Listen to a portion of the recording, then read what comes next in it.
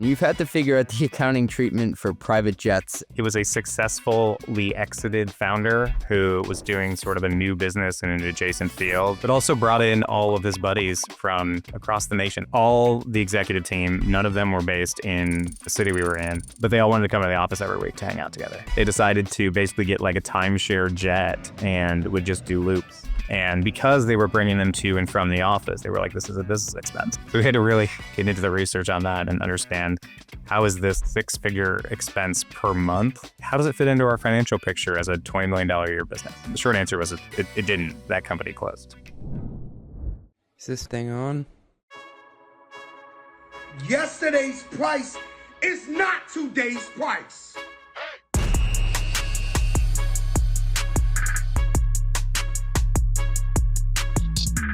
Welcome back to Run the Numbers. Today I'm talking with Chris Brubaker, SVP of Finance at Postscript, someone who's helped build the finance function there from literally the ground up.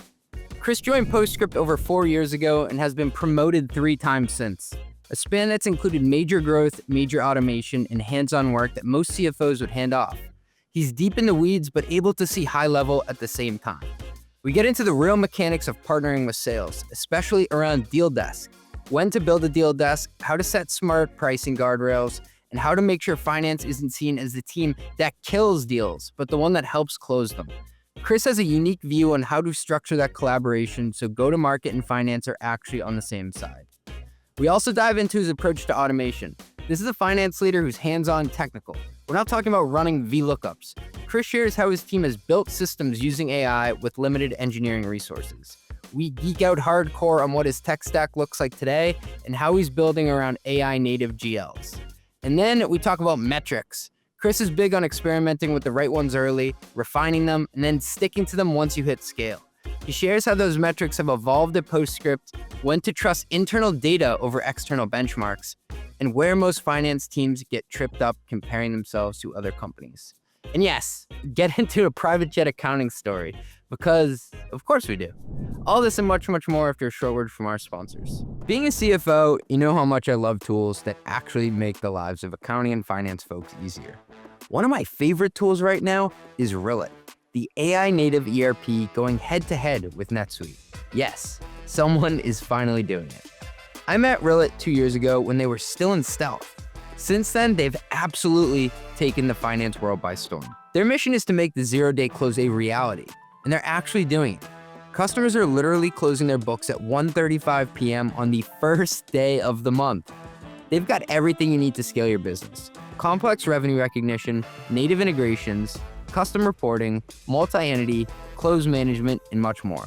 They're only a few years in and are already supporting NASDAQ publicly listed companies. Yes, seriously. If you want to scale your business on an ERP that wasn't built in the 90s, you need to check out Rillet.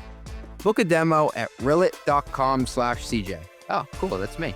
That's RILLET.com/CJ. RILLET.com/CJ. Tell them I sent you there.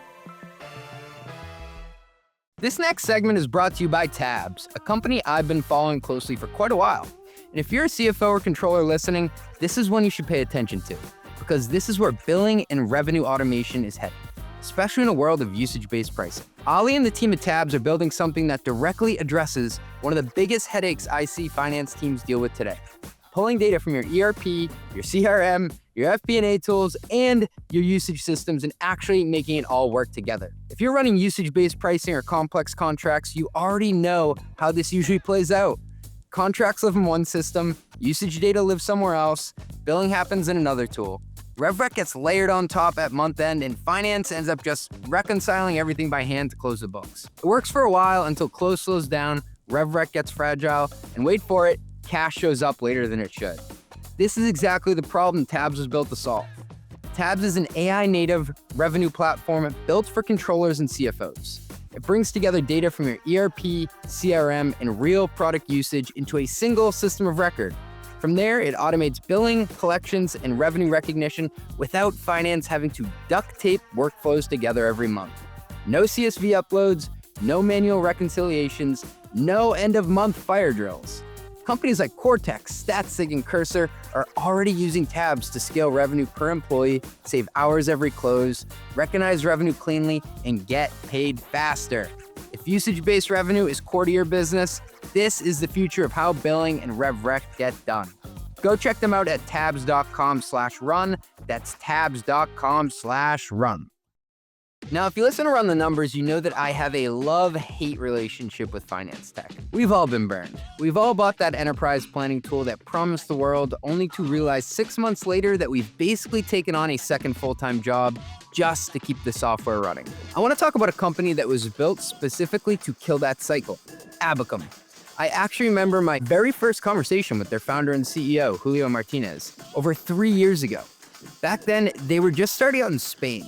What struck me most was his frustration with these massive legacy planning platforms that had long implementations, expensive consultants, and after all that work, you're still struggling to get answers and manage the system. He and his co-founder Jorge are both former CFOs. I knew I liked those guys. Fast forward to today, Julio moved the home base to NYC. They've raised over $100 million in capital from heavy hitters like Scale Venture Partners, and they're the engine behind finance teams at Strava, Replit, and JG Wentworth. When a company like Strava, where the data volume is massive, trusts you with their planning, you know the tech is robust. But here's why I really like them. Abacum doesn't turn you into a software admin. The integrations are actually self-service. You don't need a $300 an hour consultant to plug in your ERP or HRIS, and they're doing AI in a way that actually impacts the things fp&a teams are doing every day. Things like creating variance summaries, building formulas, and modeling scenarios. If you're scaling fast and you're trying to avoid that legacy platform trap, Abacum is the move. They're building the future of our tech stack, and they're doing it with a CFO's perspective. Go to abacum.ai to see it for yourself. That is abacum.ai. Chris, welcome to the Run the Numbers podcast. Hey, thanks, CJ. It's good to be here. So I believe you are actually our second ever guest from Nebraska. Really? Yeah, we're truly global here. So we're racking up all the states multiple times. If we haven't come to your city yet, we will at some point. Yeah, I got to do a live show here in Omaha or something. Shout out to Steve Isom, CFO of Bloomerang, Omaha's prodigal son. Well, Chris, I want to get into Postscript here because you've been there for a number of years, I think going on 5 now, and you've been through some crazy growth there, and you've been promoted a number of times. So it's been great for the company, great for you personally and professionally. Can you just take us through what the company was like when you first arrived as a finance hire? I was hired as the very first finance hire at Postscript. We just had an outsourced accounting firm that I won't name on here. You know, one of our co-founders was in the CLO role, data analytics person by trade, good at SQL. His modeling skills left a little bit to be desired. And so I came in and we were basically around 20 million ARR, had about 100 and some employees, and we were gearing up for getting ready for our Series C raise. It's funny that you came in at that point because I feel like back when you started at Postscript, that's actually taking it pretty far before you bring in full-time help. But now we're in the age of AI and also with fractional firms going further and the tools you can use. It may just be me, but I feel like there are a lot of companies actually making it to 20 million or around Series C before they go out and make a hire. Yeah, I think the big thing there was, wanting to bring somebody in to help lead through the Series C raise. But you can definitely get pretty far now, especially if especially the AI companies who are growing like crazy can get through Series C without a whole lot of help. And there's a lot of tooling now too, that founders can take a lot of control over their finances as long as they have a little bit of like bookkeeping help. What was your number one priority when you showed up? Number one priority was like getting the financial model put together in a way that investors would have confidence in it with, the full 3 statements instead of just like a revenue number dragged to the right for 10% growth month over month forever. We had to give a lot of visibility into some of the metrics that were not as common with the standard SaaS company. We sell text message marketing. And so there's a margin component with the actual carrier delivery piece that a lot of SaaS companies don't necessarily have. And so making sure we have the right visibility into that so that we could talk about it to investors and have them understand why our COGS are so high compared to other SaaS and marketing automation companies. Is there any parallel to Twilio and kind of their monetization model in yours?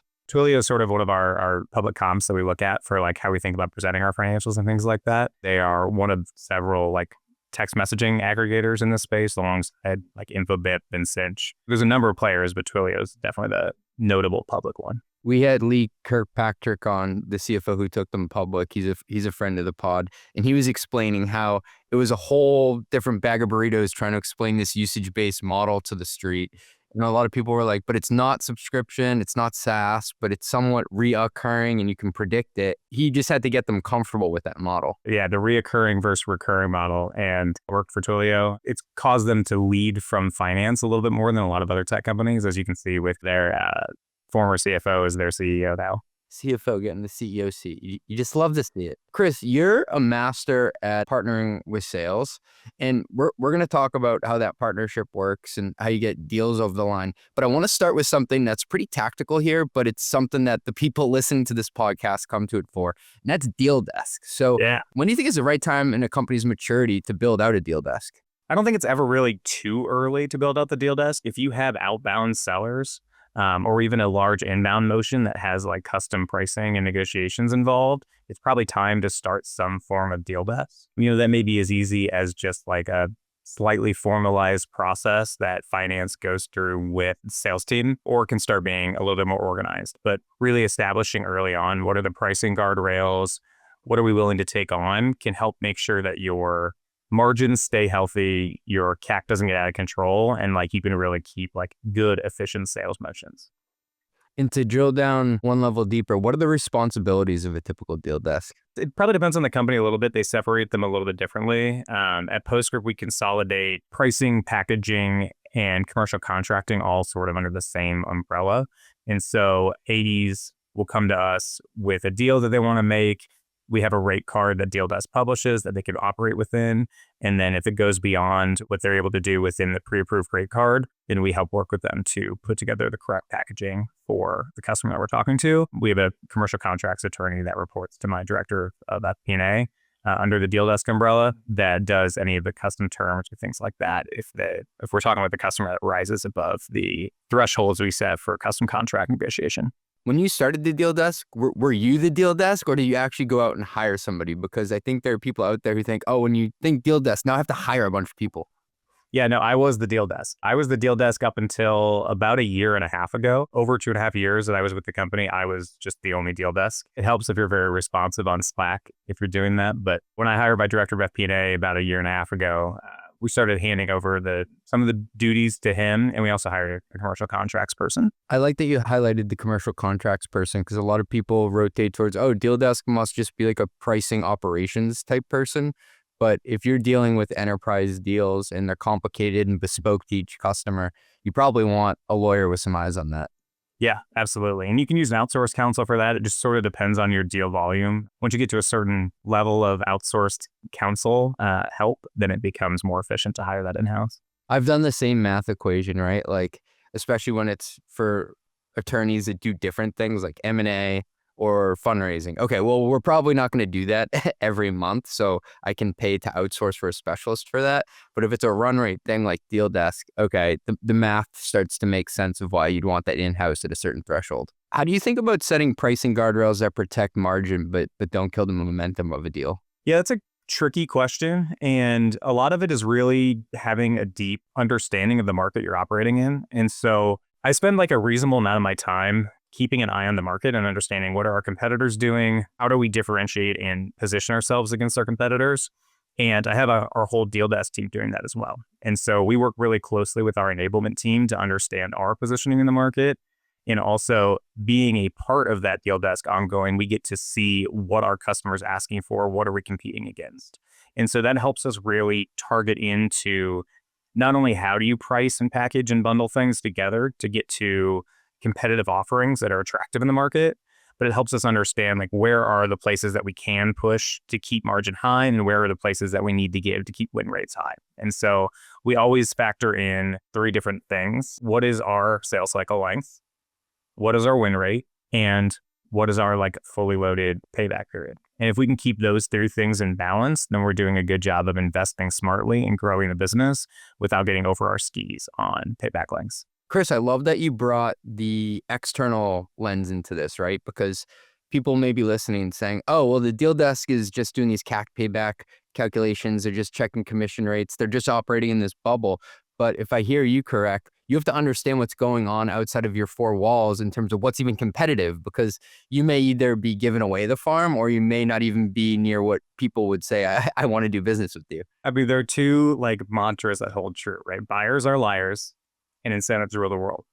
And so buyers are going to tell you whatever they think they need to say to get the best rates. And that's not necessarily indicative of what you're actually up against in competition. So you can't just rely on what the buyers are saying to price your product. You got to actually do your research and try and figure out external information. And incentives rule the world, right? And if your incentive structure is not built on a margin-based incentive structure, like most companies don't, and have several of their own flaws with plans that do, then your AEs aren't incentivized to drive the highest margin on a deal. And so Deal Desk is there to help guide them into what's the discount rate that'll get the deal done without torpedoing the deal or torpedoing a margin. Have the guardrails changed since you joined Postscript? Yeah, absolutely. I mean, we find over time our COGS change, right? Competition changes, our position in the market changes, and the way that we bundle our products together changes. And so it's sort of like a living document, if we will. We try not to refresh the like rate card or the guidelines every quarter, but at least annually we'll be doing small or sometimes big updates depending on what's happened over the last year. Hey, thanks for listening. We'll be right back after a word from our sponsors. Well. Here's what nobody tells you about being a CFO. You'll spend 50% of your time on stuff that is killing your momentum. The best CFOs I know are business leaders who know how to drive growth in heroic fashion. But most of us end up spending our days buried in manual work. I'm talking about collecting receipts, reviewing expenses, and manually reconciling spend. It's painful. That's why CFOs need Brex. Brex built an intelligent finance platform that pairs corporate cards with built-in expense management, plus a team of AI agents to handle the manual finance tasks for you. That way, CFOs have more time for the high-impact projects that drive growth. You know, the shit actually worthy of your CFO time. Bottom line, Brex is automating hundreds of thousands of hours of manual finance work every month across 35,000 companies like Anthropic, Coinbase, and DoorDash. Ready to spend less time buried in expenses and more time driving results? Check out Brex at brex.com/metrics. It is brex.com/metrics. Please, guys. How the hell do I have 3 kids in daycare? brex.com/metrics. You just launched a new AI product. The new pricing page looks great. I'm talking crisp. But behind it, last-minute glued code, messy spreadsheets, and running ad hoc queries to figure out what to bill.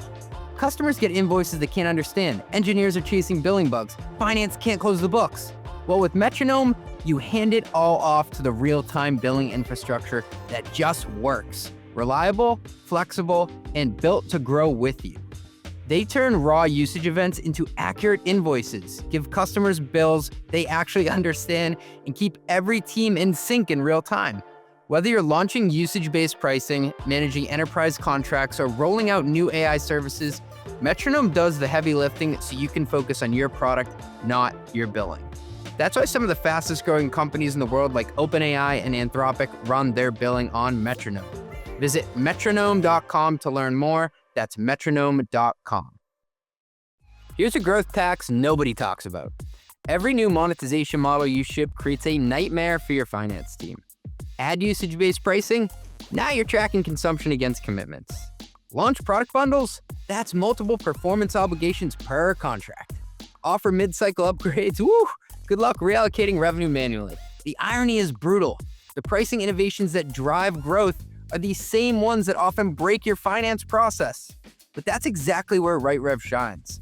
RightRev is the revenue recognition engine built for companies that can't afford to let accounting slow down growth. Here's what most people miss, and I've come to deeply appreciate. Revenue recognition isn't just a finance problem. It's a go-to-market enabler. When your rev rec is automated, your product team can ship new pricing without asking finance for permission. And your sales team can close creative deals without worrying about downstream chaos. To get up on my CFO soapbox for a sec, I love talking about creative pricing models, hybrid pricing, credits, tiered usage. It's where real growth happens. But I've seen too many companies where the sales team is celebrating a huge quarter while finance is still trying to figure out how to recognize half of it and crying in the corner. RightRev lets you experiment with pricing without wrecking your close process. And honestly, in a world where your pricing model might change 3 times next year, that flexibility is everything. If you want to scale your monetization without breaking your books, visit RightRev.com. That's RightRev.com, where modern monetization meets bulletproof accounting. Sales reps often see finance as the no team. How have you, Chris, designed the deal desk experience so finance is seen as a partner instead? How do you get them to come to you to like collaboratively work on deals and not be like, ah, shit, I got to pass this deal through Chris and the team again? It starts with setting guardrails that are high enough that you have to spend deal desk time with reps on deals that are ultimately you're going to say yes to, right? If you set your guardrails so tight that you're only talking to the deal desk team, if they're probably going to say no, that's not a really good experience. And so giving enough room so that finance can say yes 50% of the time or more means that there's a lot more willingness on the AEs to come talk to you, right? If they had at least a coin flip chance of being able to get this through, then that's a good sign and they're willing to spend the time on it. The other thing is like to making it really easy for them. And so one of the things that we did recently was we realized that every single deal we asked for basically the same information on, and we'd run the same calculations to understand how much deeper we need to dig into it. And so I actually like sat down for a day with Cursor and like coded out a Slack bot. They can just call up at any time and it asks for the standard inputs for the things that we always ask for. And they can put those straight in there. It shows us the deal in the way that we need to. It runs the calculations automatically for that first layer. It's actually auto approved somewhere around 40% of what would have gone to deal desk over the last 6 months since we launched it. It's auto denied about 20% of it. And then the other 40% of it actually pulls in a deal desk team. So those reps can get an answers a lot faster now. They don't have to wait for a human to respond to them on 60% of deals. They know either whether they need to change, and it gives them some like responses too, right? If it's a no, it tells them why it's a no. So they get immediate feedback on 60% of deals. And then the 40% of deals that come to us, we can actually dig in even more on because we know they're worth spending time on.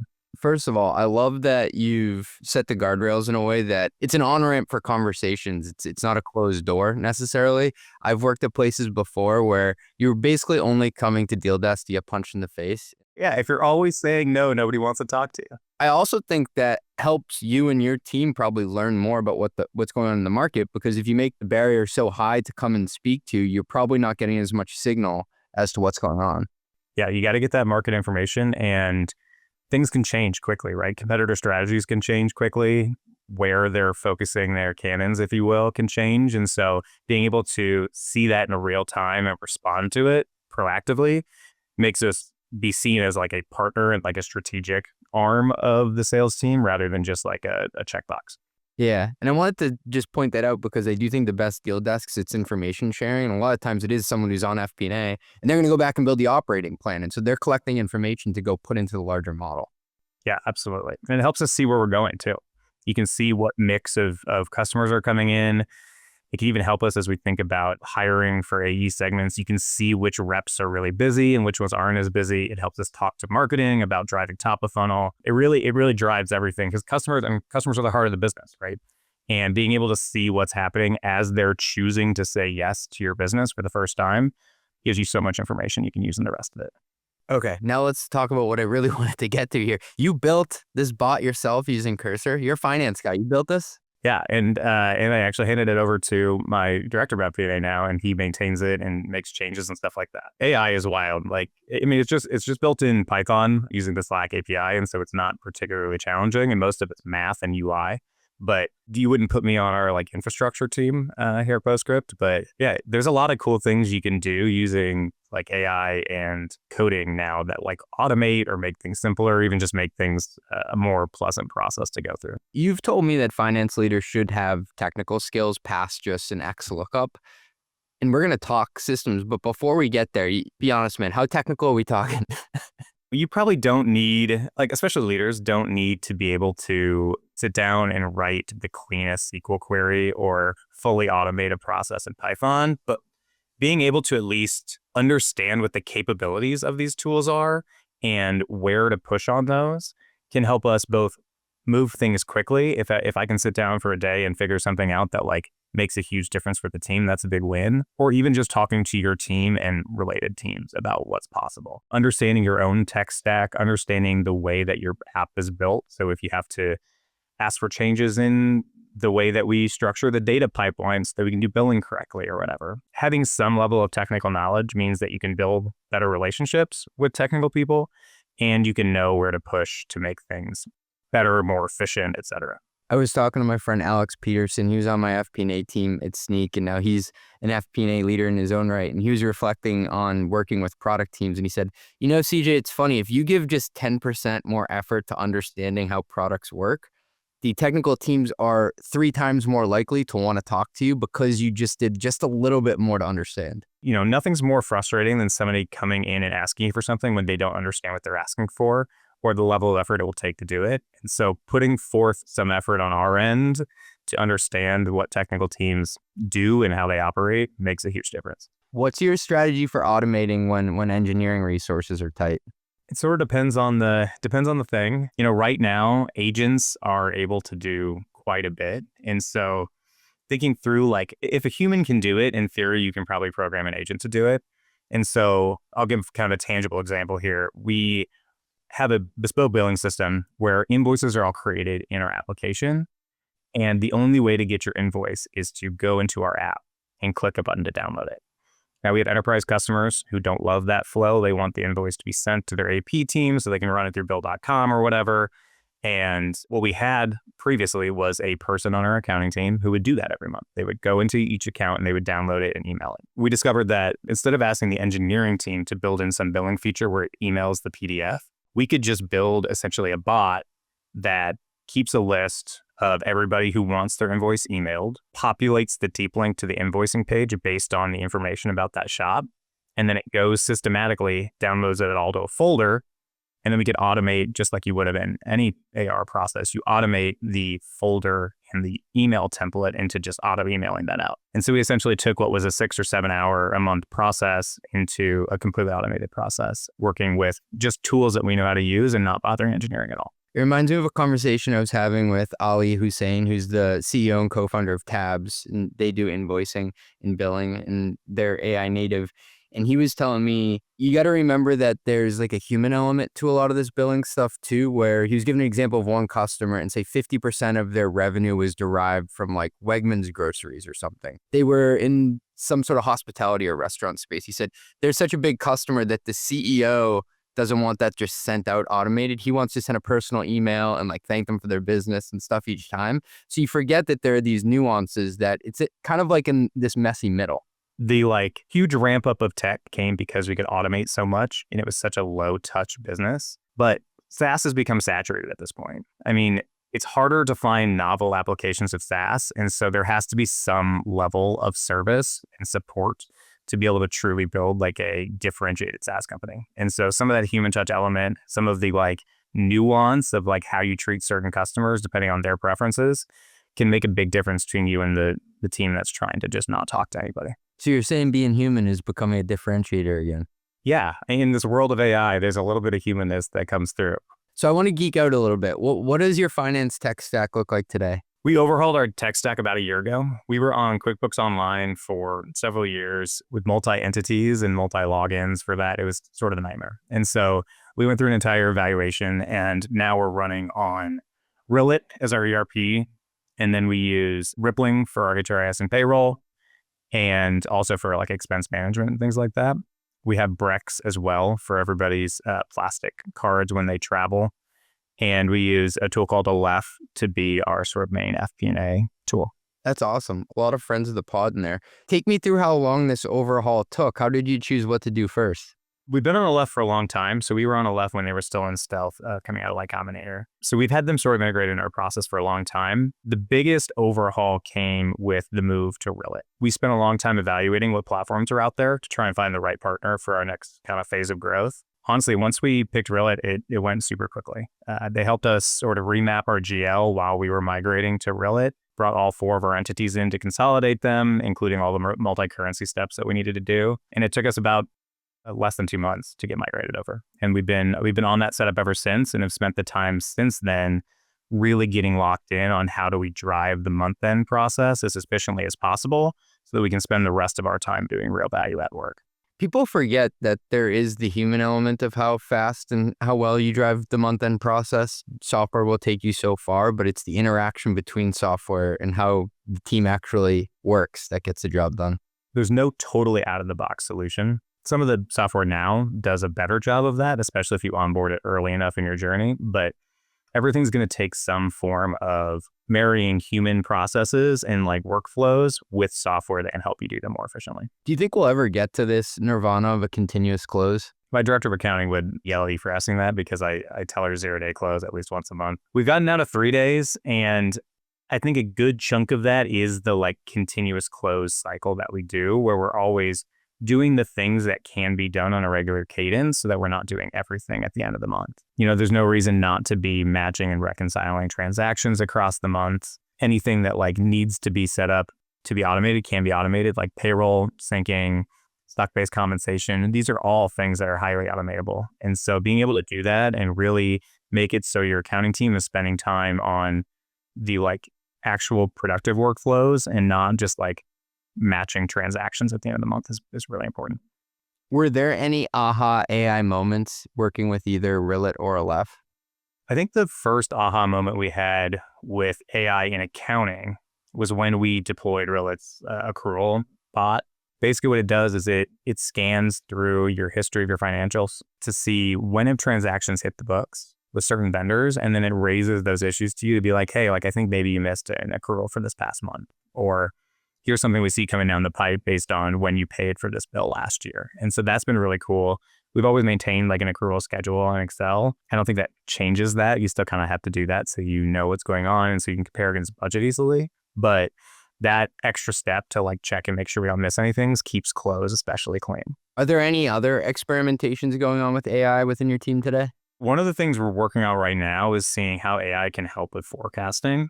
We're working with a vendor at Payflow, I think is who we're using for that. But they're essentially helping us come up with a forecasting tool to see how it performs against our more human nuanced forecasting, which is, you know, me and my director of fp&a like making tweaks here and there as we see things in the market. What that'll do is it'll ingest a lot more data on a more granular level to be able to see if it can spot trends better than we can do it as humans. And so that's a pilot right now. We'll see if it actually works, but it's something fun to mess around with and see if it'll actually make our team better. We were talking to Bruno, the CFO of WellHub. They do the employee benefits and the ability to book gym sessions, et cetera.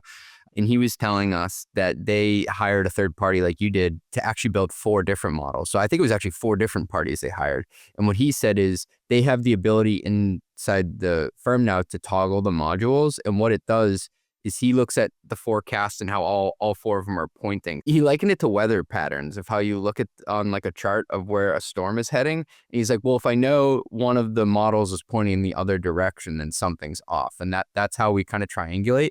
He said they got their forecast down from a 10% gap to a 2% gap. That's really impressive.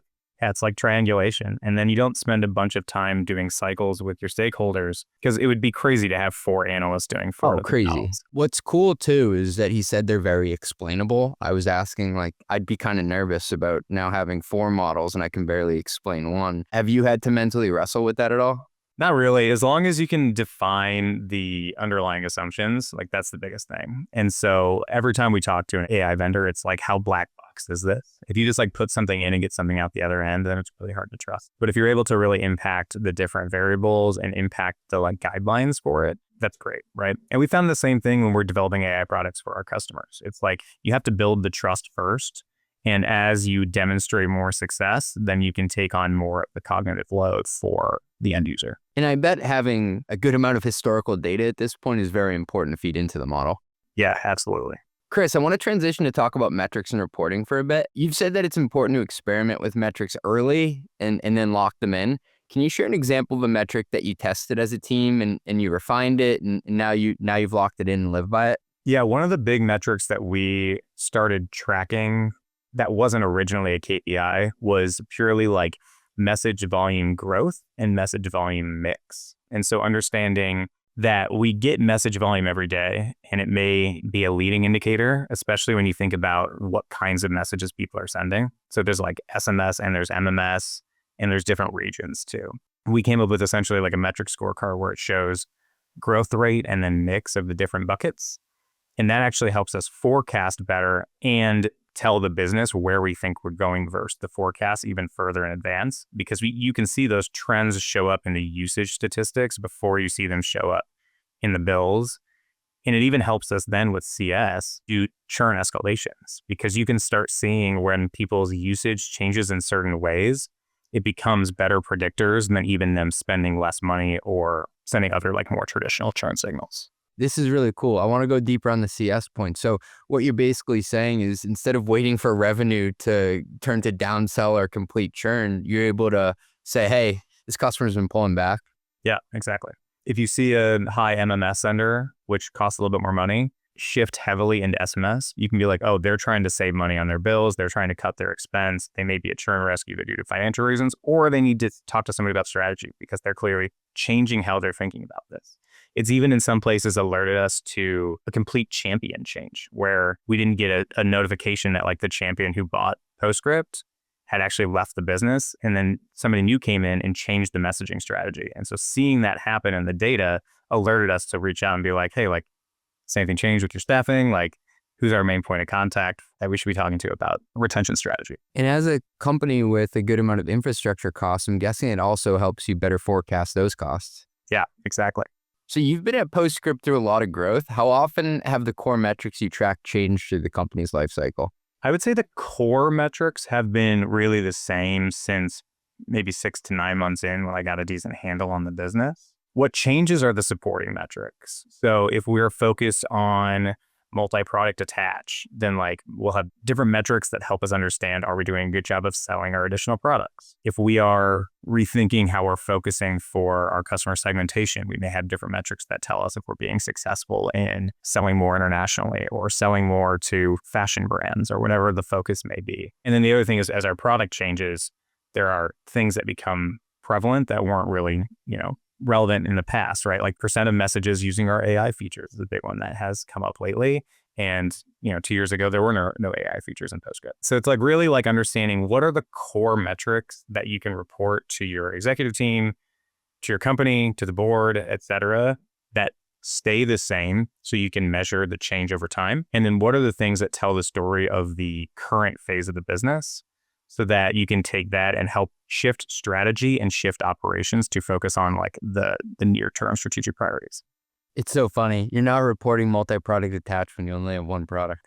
Right. Yeah. I think what you're getting at too, though, is that there are underlying kernels of truth about the health of the business you're trying to get to, but there are different characters in the story at different times in order to convey that. I mean, everybody's going to want to know what your revenue growth is, what your ARR is, what your margin is, what your burn rate is, right? Those don't change, but the ways you get there change. I mean, it's easy to report growth when you have one product, but as you expand your portfolio or even expand like the places that you sell or the types of customer you sell to, being able to give the right metrics so that you know how you are doing against the stated goal. How are you doing the thing that you said you were going to do this quarter, this year, whatever? How you measure that needs to change. So I've worked at companies like cybersecurity companies that sell huge enterprise contracts, SaaS.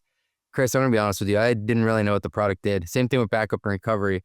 But you're in this usage-based model. You know the products really well. Can you just speak to the importance of that in a usage-based model and kind of maybe like what your learning curve was as a finance leader coming in? Did you already know the product that well, or did it progress over time? Yeah, I had never been in marketing automation in any way prior to coming into Postscript. And the only time I thought about text messaging was complaining about like our Twilio bill when we were at a company that had text messaging as like part of our CRM product, but wasn't a core monetized feature, right? So I really had to learn from scratch. But I think that part of, especially in like today's like heavily usage-based pricing environment, understanding like how your product works, how do users use your product, how does your product compare against the market, and like what are their opportunities for expansion within your customer base really helps a finance team understand both pricing and deal desk stuff, but also like strategy and forecasting. I feel like your forecast in that instance is only as good as your knowledge of the underlying product, because early in my career, I was just focused on the GAAP financial metrics. And then I started to get into the SaaS financial metrics. I started to get into more of the sales metrics, but then I kind of feel like for a lot of finance people, they're a bit nervous or have this imposter syndrome about going deep with the product. Traditional SaaS, like you don't have to think about it a lot because you sell a contract and then don't think about it for a year or 2 years until it comes up for renewal. But in a usage-based environment, shops can swing by 20 or 30% in usage spend month over month, depending on seasonality of the business, which you really have to understand. But even things like micro-seasonality. A swimsuit brand is not going to spike over Black Friday like a consumer packaged gift company will, because nobody's really buying swimsuits over Thanksgiving holidays. Listeners of this podcast know that I am a total weirdo when it comes to odd seasonality things. Like, I think it's the coolest thing in the world. Can you speak to, in your business, some more micro-seasonality trends? Ecom has some really interesting holidays, like Amazon Prime Days. You'd be like, oh, everyone's going to Amazon. But no, online retailers, even ones that don't sell on Amazon, like glom onto that as like, Amazon's doing a bunch of discounts. We should do discounts too and try and pull traffic back off Amazon. But they even like some of the quirkier ones. One of our biggest sending days is May 4th because it's Star Wars Day. And so everyone sends out puns about May the 4th be with you. Oh, man. I bet there are differences by sector too. Like if you have a chain of auto dealerships using your product versus a bathing suit company, there are different things to consider in the mix. The Super Bowl is big for a lot of consumer goods companies, both because they'll run good sales that peak the first like big selling day after the holidays, because people kind of slow down after Christmas passes. We had a company for a long time that sold an Asian themed sauce, sort of like a sriracha competitor, I guess. And so they would spike around like very different holidays. And then I guess as you get bigger, you have more cohorts to have to forecast for, and it probably gets more complex. Yeah, it does. And so being able to understand those micro trends so that we can explain things helps. But I've actually found that the more granular you get on forecasting with usage-based businesses, the bigger the variance is. We tried to get really hyper into like by segment, so like by size or by industry. And we found out that when you don't have a big enough sample size, the volatility is just too big. And so it's really finding out how do you get to the segmentation level for forecasting that provides you enough information to put together a good, accurate forecast and then be able to explain variance against that forecast to the company and to the board, but without getting so deep that you create unnecessary volatility within the forecast.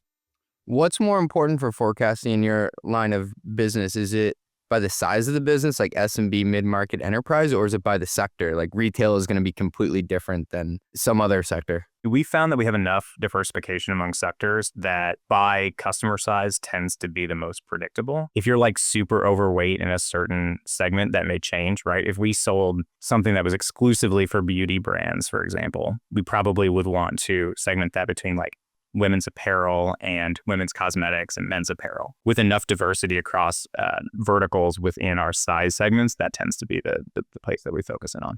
Chris, what's your take on benchmarks? Benchmarks are extremely useful to help understand where you should be thinking about setting guidelines around your business.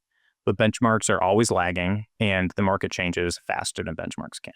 And so it's healthy to understand and track those benchmarks and make sure you know what they're saying. But it's also healthy to have like live ongoing conversations with your board, your investors, with other peers and other companies so that you can spot when those benchmarks trends are changing before the benchmarks themselves show it. Yeah, it sounds like they're less of the rule and more just a data point. Exactly. And data points are helpful, but there's no like single data point that can guide your company strategy. If you're hiring 10 more engineers next year because your benchmark says your R&D spend is too low, then that's completely ignoring all the contextual information of your industry, your competitors, your products, like what you're trying to accomplish. I do think there is a fine line, though, between validating that, yeah, that sounds right that I should do that, versus like running around with the benchmark being like, hey, I've backed into the argument that I'm trying to make and this supports it. Exactly. Have you been in scenarios with that before? Like I've been at companies before where a CRO or CMO would try to use my benchmarks against me. I don't have any specific memories of ones that have been a problem, but maybe I've gotten lucky in that regard. Yeah, you've been nice to them at the deal desk. That's why. Chris, I'm going to take you into what we call our long ask lightning round. So I ask every successful finance leader who comes on the pod, give me an example of something you've screwed up on the job before.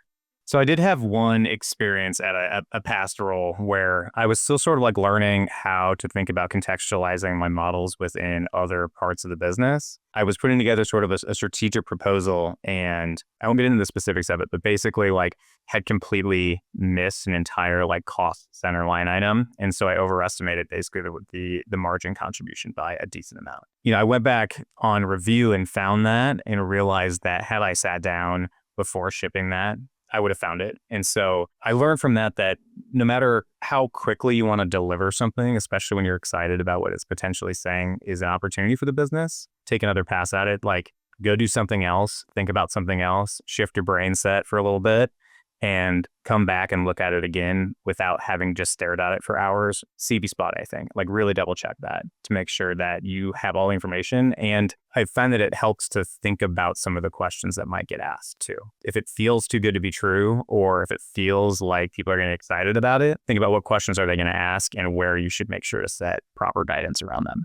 That's a really valuable one. Some of the biggest mistakes I've made when it comes to presentations or models is that I'm so excited that I completed it that I want to show it off, and I rush to show someone, and like their first question, I'm like, how did I not think of that? Yeah, and it's easy to do, right? Because you see the numbers, you like feel good about putting something together. It seems logical in your brain, but having that second chance to come back and look at it and think through the questions is clutch. This is like true finance nerdum, but I'll often take my dog for a walk or we'll get something to eat, and something about the model will pop into my head. Oh yeah. I'm like, oh, that's how I solve it.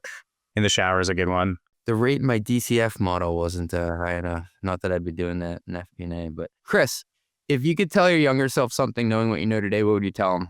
I'd say to take opportunities to do new things earlier in my career. When I first came into the workforce, I think my mindset was that like I've been told that I have a list of things to do, so I'm going to come in and do them and then go home at the end of the day. Part of that was being in larger companies where there wasn't as much opportunity to spread my wings or whatever. But once I got in the mindset that your job description is the bare minimum of what you're supposed to be doing, not the maximum, it really gave me the opportunity to say like, okay, where can I go out and find places to add value? Helping people with projects or brainstorming and talking to people about places to push the business. And I think that's really helped get me to a place where I can lead from a finance seat rather than just being a numbers reporter. It's funny as a finance leader for the first time when you discover you can just like go out and do stuff in the org. You can go talk to marketing and be like, hey, I like spotted this. Like, do you want some help looking into how we would make this more efficient? They'll be like, yeah, sure. Or like, hey, product, I see this opportunity. You know, our customers keep doing this thing that I can tell from the data. Like, we should lean into that. Here's some ideas. Everybody loves to brainstorm, right? They do. And they also love to brainstorm with the people who can help bring anything to life in a spreadsheet, because a lot of them, like, that wasn't the skill that they came up with in their careers. So they look at you as like, wow, you can actually like make something out of this that we can potentially go present. And